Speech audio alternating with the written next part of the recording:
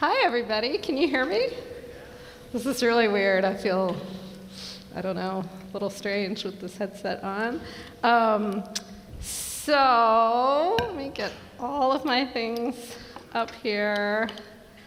I brought this just for Rodney. It's something that he knows very well, and I am going to use it once or twice. So let me see what I have to do to get going here. Oh, there we are. So hello, and thank you for welcoming me to your community. Everybody here has been so generous with me, beginning with the guy at the rental car counter in the South Bend airport.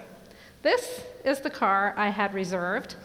But it turns out that I somehow reserved it for a rental car located 20 miles away from the airport. So instead of wishing me luck in getting to that car, the friendly guy at the airport budget rental car desk found me this slide. This car instead at the same price and at the airport. So if any of y'all want to go off-roading this afternoon, you just give me a call because this is behind the student center and I am ready to go. Seriously though, I am so happy to be here with you. Sorry, I'm getting used to, okay, I see. So happy to be here with you, and I'm looking forward to just sharing a few minutes with you. I was delighted that Prescott, oops, do we call you something different than your first name here, Prescott? Okay, that Prescott had you turn to each other and say something, because I am going to ask for your cooperation and participation today. I had planned to do that through your devices. I was going to use this interactive thing, or we could like make word clouds together and that kind of thing. But this will not speak to that. And so instead, we're going old school, and we're going to be turning to each other to make like imaginary word clouds, okay? So if you're far away from somebody, you're going to wind up needing to make a new friend a couple times today. So when I think about Andrews University, two things pop immediately to mind. First, that you are blessed to have on your faculty one of my favorite people, the spectacular Professor Rodney Palmer, who is chair of the Department of Religion and Biblical Languages. The second thing that comes to mind, and the one I want to focus on today, is the bold claim that Andrews University produces global change makers. You guys are aware of this, right? Right? This is what's out there about you, right? I'm up in Maine. I want to learn about Andrews University, and what I see are really ambitious claims about you guys, that you are world changers, that you are global change makers.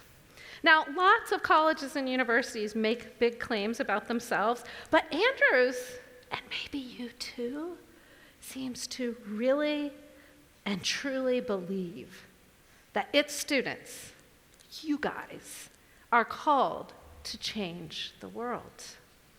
Can we agree that being a global change maker is both a noble ideal and a lofty ambition? If I were sitting where you're sitting, I would find it inspiring, exciting, and incredibly daunting. I mean, changing the world is a very tall order. And if you're anything like me, the idea raises a whole lot of questions. What counts as change, y'all? Oh, sorry, I grew up in the South, so you're going to hear some y'alls coming out of my mouth. I live in Maine, but I grew up elsewhere. Anybody from the South in the U.S.? Yeah, all right, let's hear it. Anybody from the global South? If South America, yes, I think, maybe. Anyway, everybody from the South, you're in good company today. But this idea of being a world changer begs these questions, right? Of what world are we talking about? The whole world? The globe? The planet? Is that what you're supposed to be changing? Or just a slice of it? Does change have to be dramatic or high impact or sustained in order for it to count? How can you prepare yourselves to be global change makers? What do you need to know? What skills do you need to have if you really want to change the world? So that's my topic today. I want to dig into it from my perspective as somebody who's not one of you. I'm not here at Andrews. I don't know about all the conversations you're having, all the experiences that you're engaging in, but I am bringing a perspective as somebody who's worked at a place a lot like Andrews for a long time and thought a lot about what does it take to create change in the world? What kind of self is required to change the world? Thankfully, we're not alone in answering those questions. There are sources of wisdom and guidance that you can turn to as you explore these kinds of questions.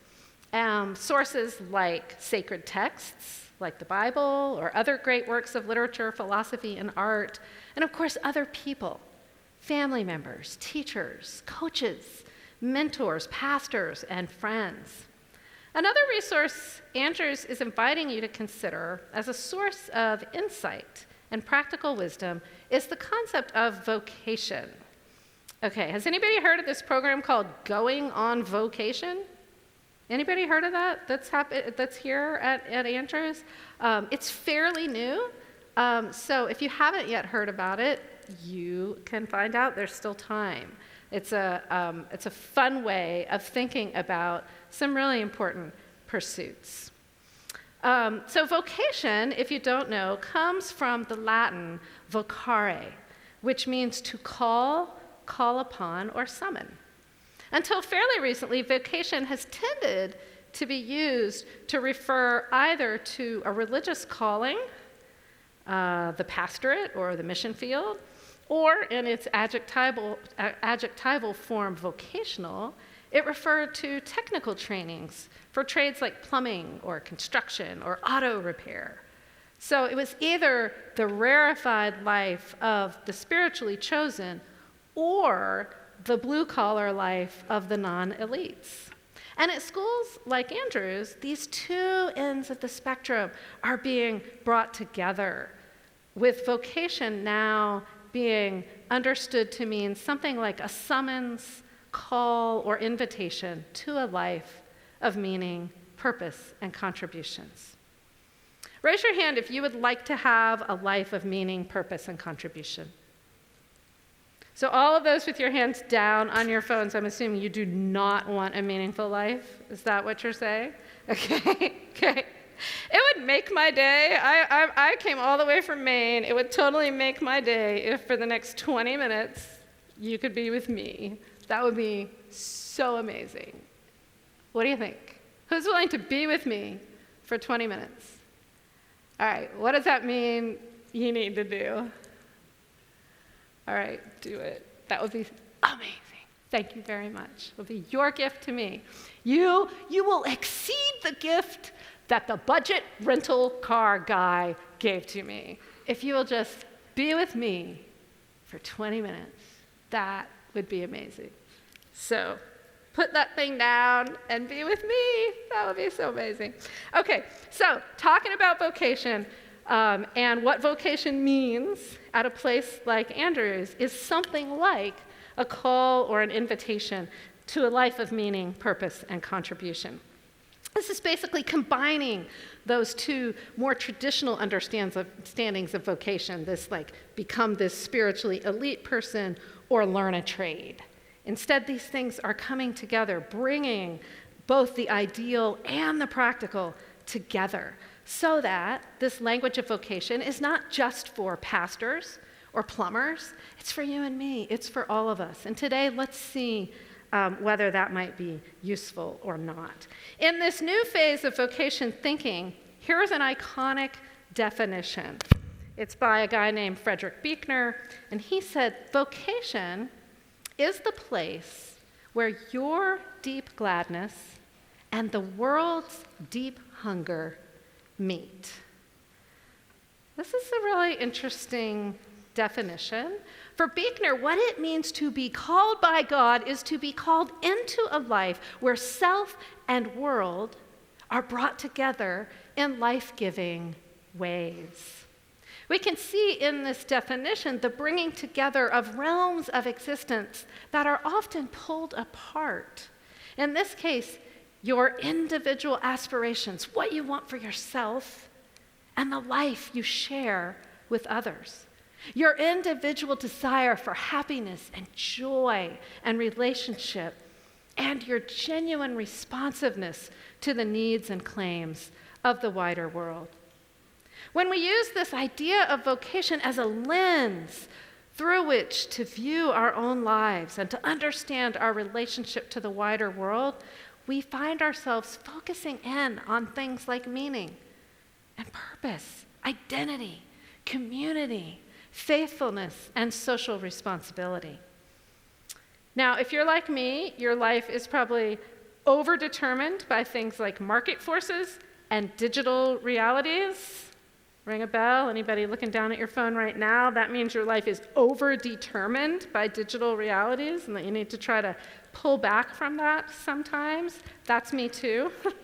It's like killing me that my phone's over there, right? I feel like I've lost an appendage. We're all in that kind of struggle together. But what a focus on vocation does is it invites us to pause, to push the pause button on our busy lives, to slow down, pull back, unplug, and reflect, to take a deep breath. Everybody with me, all y'all up there, let's all just take a deep breath together. And now exhale. Thank you, at least you're breathing. So what vocation does, it asks us to pause and breathe and think about our life in its wholeness and to ask about where we are and who we are and whose we are and what really matters and how and why we want to move forward. So let's dig in to this iconic definition of vocation for a minute. The place God calls you to is the place where your deep gladness and the world's deep hunger come together. It's a lovely idea, isn't it? This notion of self and world coming together in a kind of beatific harmony. But what does that look like in reality? Where is deep gladness to be found? And what does it have to do with the world's deep hunger? Now, this is where we would have created a word cloud together, because I was going to ask you, and I'm still going to ask you, what makes you deeply glad? What brings you deep gladness? And the depth dimension is really important here. So turn to someone. Up to 3 words you can share. What makes you, or phrases, what makes you deeply glad or gladdens your heart in a profound way? Ready, set, go. Seriously, go. Turn to someone. What makes you deeply glad? Thank you.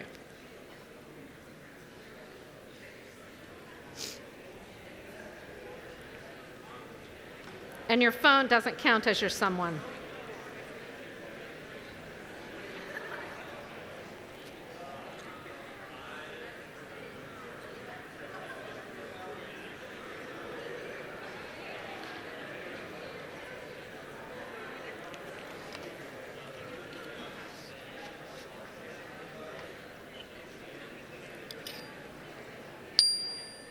Can you hear that? Did you hear my little chime?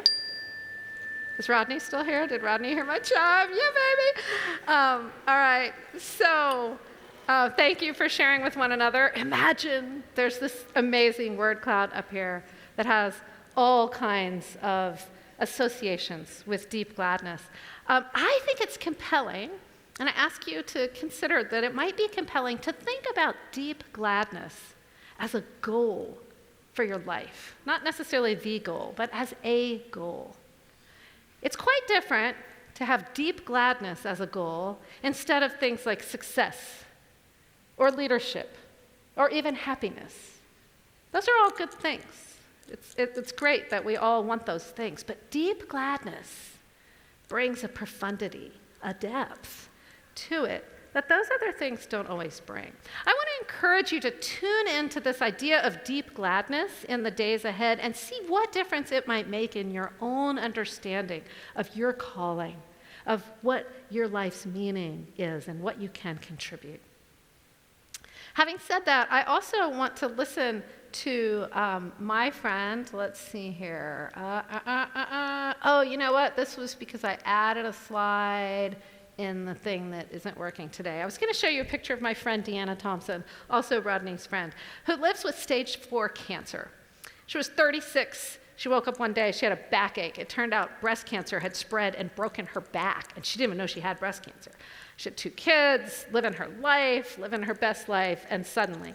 And so she's been living with stage 4 cancer for about a decade now, and she reminds us that this emphasis on deep gladness as a goal for life is a lovely thing, and we need to recognize that sometimes discerning our call in life means not only thinking about what gladdens our heart, sometimes it comes from the question of what makes you deeply sad, what hurts, where is the trauma, where is the grief. Sometimes discerning our calling in life means listening to what deeply gladdens our heart, and other times, or for other people at different moments in life, it means living courageously and with grace in the midst of profound sadness and struggle.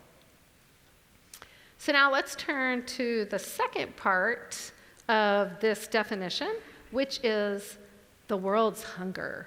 And again, we're going to create this imaginary word cloud. The question for you is, what do you think the world is hungry for? And don't tell me it's a Big Mac. I don't mean that, right? Let's really, what do you think the world hungers for? What does it thirst for? What are 1 or 2 or 3 words or phrases that come to mind? Take 1 minute, 30 seconds each with somebody, and if you're on your own, just meditate on this. What do you think the world is hungry for? Ready, set, go.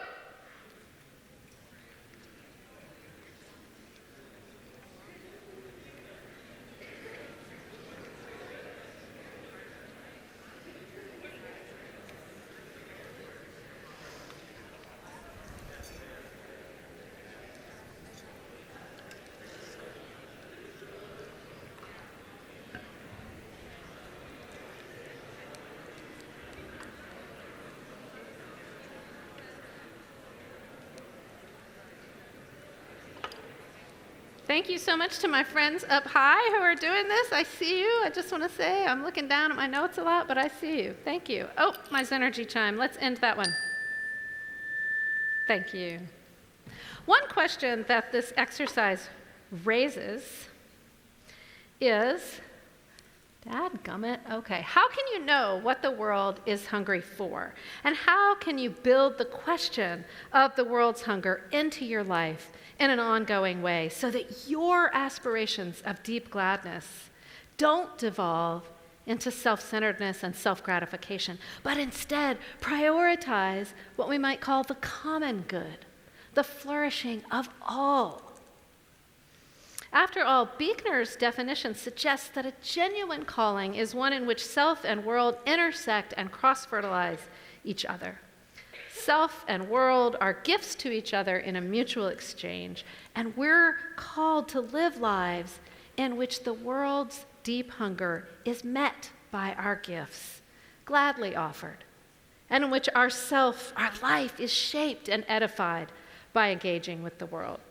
Okay, Andrews University wants you to be a world changer, to offer your gladness and your gifts to the wider world, and that world hungers for your engagement, but not just any kind of engagement, not just any kind of change. So what kind of engagement with the world produces the kind of change that contributes to the flourishing not just of the self, but of communities and the world?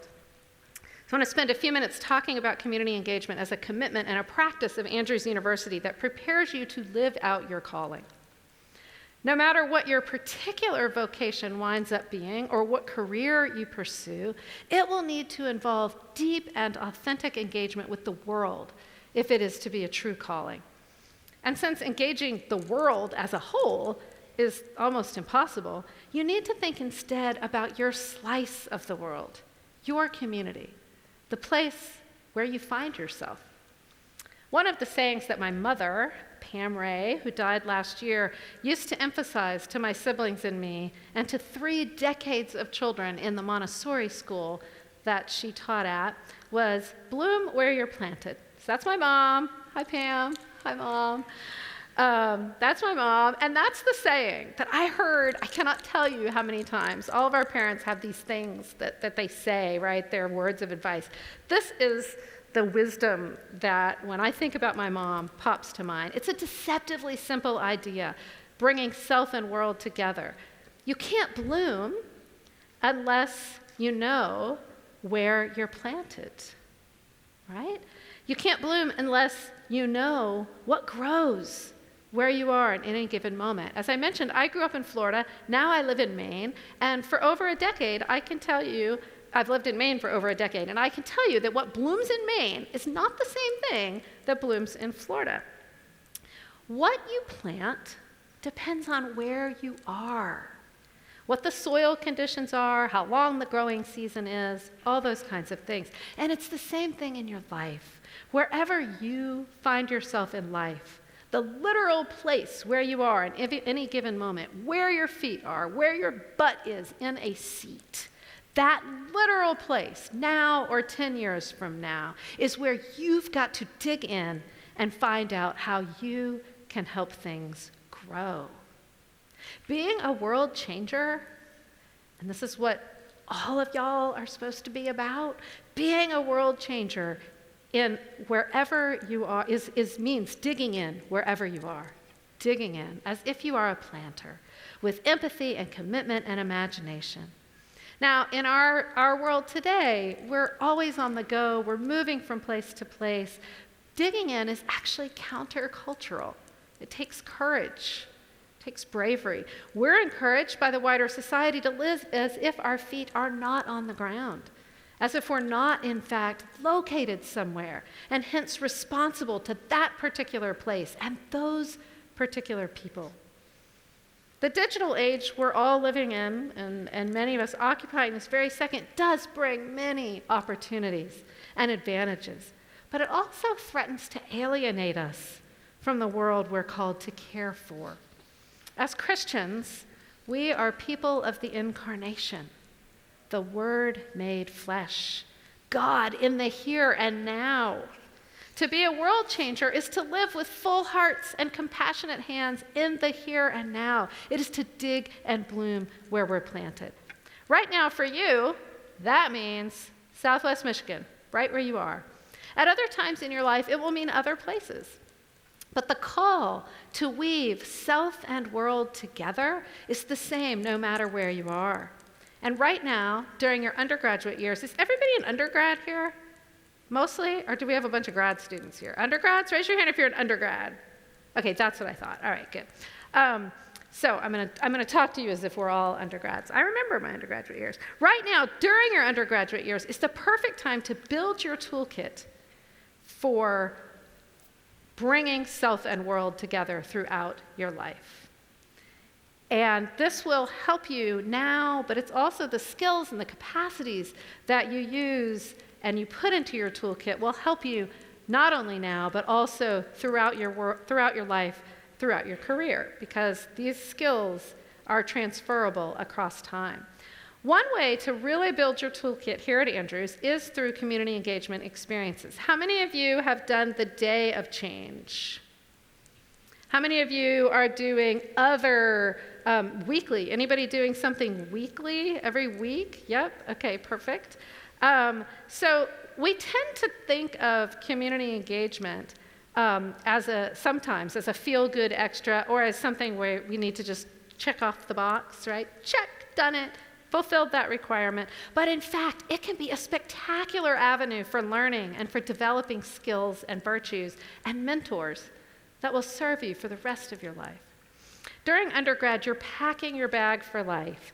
You can add things later, you can take things out, but these are the years when part of your job, like what you're actually supposed to do, is decide what you want in your bag for the long haul. What commitments, what values, relationships, and ways of being you know you're going to want to pull out again and again as you navigate life's complexities and uncertainties. Okay, another one I'm going to ask you really quickly, 30 seconds each. What is one thing you want to put into your bag for life? This could be a relationship. It could be a commitment. It could be a conviction. It could be a book. It could be an author, a person.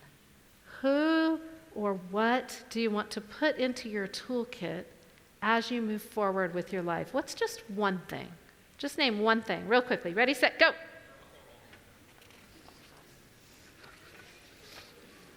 Totally not hearing you. What's your one thing? All right. Okay, so I'm claiming, thank you for your one thing, appreciate that. I'm claiming that community engagement experiences are incredible opportunities to build your toolkit, because these are experiences in which you learn about the wider world, how you can relate to it, and then how you can contribute going forward. So what do I mean by community engagement? I know what Andrews University means by community engagement. Let me tell you what I mean. I think we're actually on the same page, is the good news. I'm going to start by telling you what I think it's not. Community engagement is not a one-way street where well-intentioned people go to dump their goodness on the needy or the less fortunate. It's not a space where we serve them. Community engagement is not about heroes swooping in to save people or to show them how they ought to be doing things. It's not poverty tourism. It's not white saviorism. That is not community engagement. Rather, authentic community engagement or authentic community service is a two-way street, an exchange of energy, ideas, strengths, and vulnerabilities. It's ultimately a partnership, a collaboration, the co-creation of something that tries to answer a question, solve a problem, or advance an issue that a community cares about. About 30 years ago, students who were sitting in your places 30 years ago heard a lot in the U.S. in higher education, in the U.S. in particular, although this was also a global movement. They heard a lot about this thing called service learning or community engagement. The rhetoric was all about this. It was about partnership and reciprocity and co-creation, but the reality was this. It was still higher education, up in its ivory tower, and the community down there, and people at colleges and universities trying to tell everybody else what they ought to be doing. It was definitely one way. One version of this one-sidedness was that the university assumed it knew what the community needed. And it did its best in good faith to deliver that, patting itself on the back for its heroic efforts to uplift the downtrodden. In another version of this approach, the university treated the community as a kind of laboratory for student learning and research, a chance for students to apply their learning or hone their research skills regardless of whether the community really wanted or benefited from that attention. This was basically educational malpractice in the guise of helping the community. These days, we recognize how self-referential, self-congratulatory, and downright exploitative those early efforts at community engagement were, and we try to do better. We recognize that the people and communities we're supposedly serving are not comprised of only needs and wounds and vulnerabilities. They also have tremendous strengths and assets, and they should be able to define and direct their own ways forward. Likewise, we realize that the university is not only a place with a lot of resources and answers, it's also a place of great need, a place that desperately needs those beyond its walls to help it see itself clearly, to hold it accountable for using power and resources for the common good. So perhaps the best way to understand and participate in community engagement is to see it as an authentic relationship. So I think this is the last time I'm going to ask you to participate, and we're almost to the end of this, so come on, bring your participation. What are some characteristics? I want you to think of an authentic relationship in your life. Just settle your mind on one relationship that you would call authentic. something that stands up to the test of authenticity, whatever that means to you. Think of that relationship. It could be one you have now. It could be one from the past. What are some characteristics of that relationship, of an authentic relationship? What makes it work? Turn to somebody and talk about that for a few minutes. What made that or makes that authentic relationship work? What are some characteristics? Ready, set, go.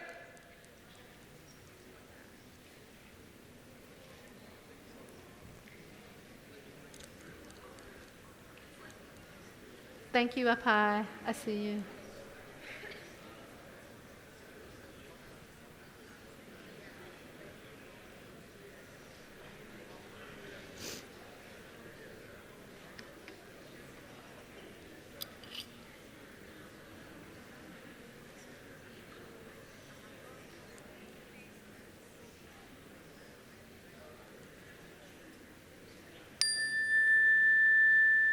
Thank you very much. I was actually listening carefully, and here are a few words that I heard you say. I heard somebody say communication. I heard somebody say trust. I heard somebody say a sense of humor. All of those are great. Other things that came to my mind were mutuality, respect, patience, humility, commitment. One of the tricks in community engagement where, say students are trying to engage with an off-campus community, one of the tricks there is that you're often trying to build relationships or enter into relationships that involve significant differences, right? Differences of age, life experience, education, race, ethnicity, language, religion, politics, all the things, right? What can you do to forge a relationship, a partnership, in the midst of such differences? What are some things you can have in mind as you're going out for that day of change, or every week, or eventually into your communities after Andrews, where you're trying to dig in and be a change maker in the world? What are things to keep in mind? So, a few things. I'm going to just name 3. First, look for common ground as you're reaching across differences.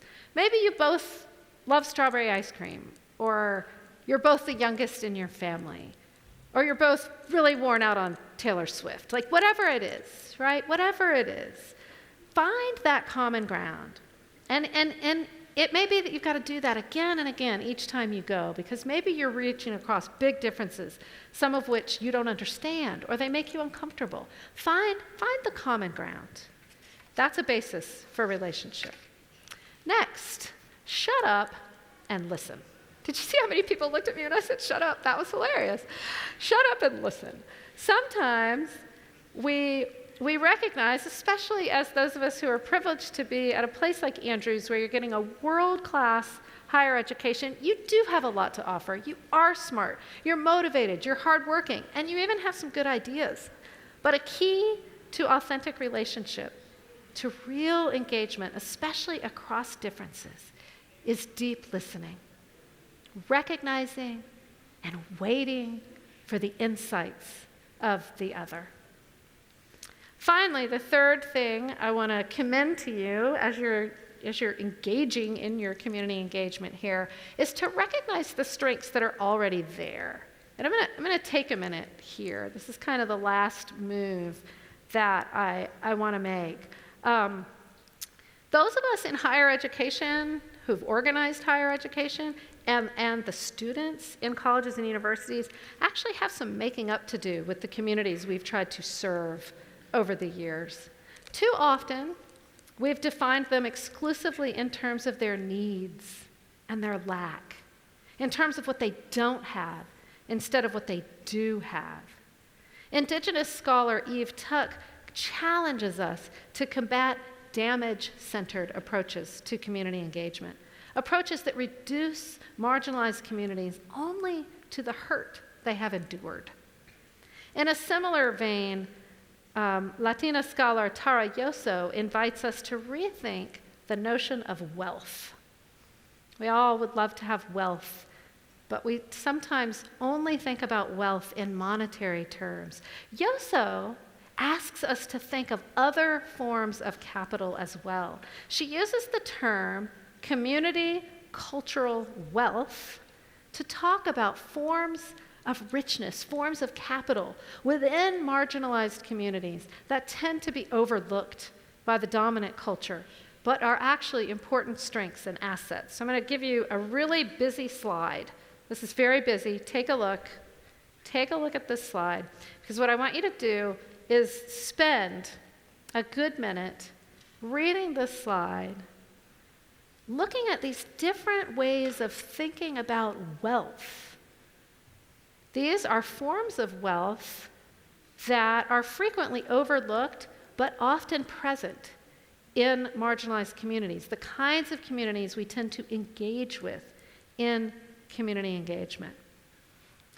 And maybe as you're sitting there, choose one of these forms of wealth and just think about an example of that from a community you know. Might be the community you grew up in, might be a community you've engaged with, been a guest in.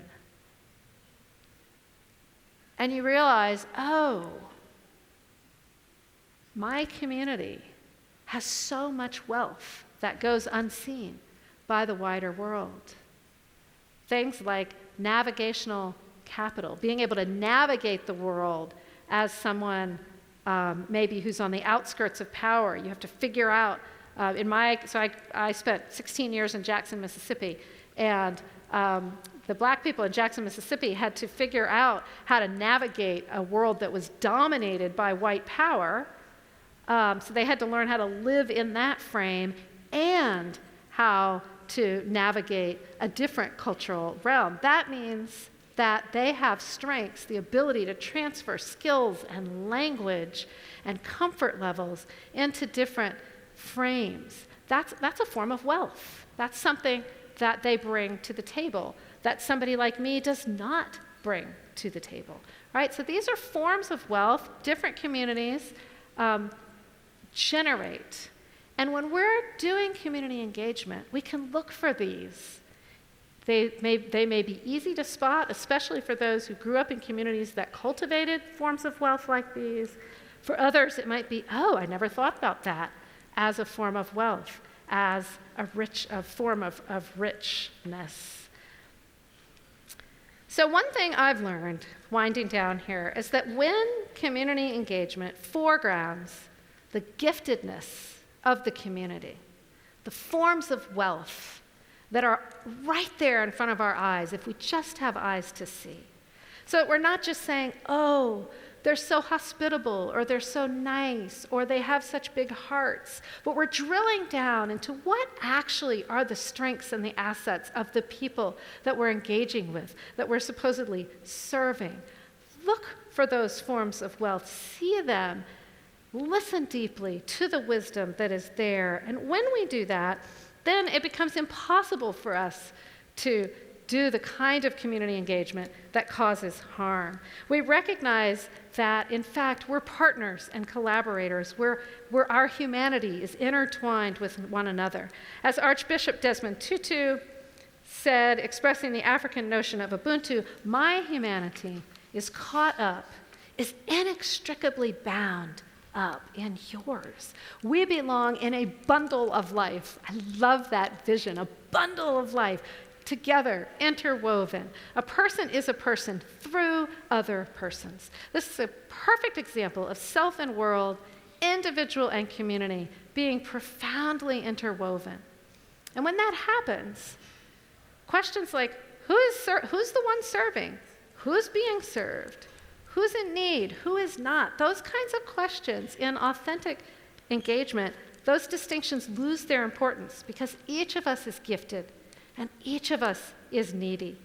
What community engagement experiences facilitate is the letting go of the assumption of, sorry, I didn't mean that one. Oh, I had this really cool slide in my other one of like a superhero on a mountain.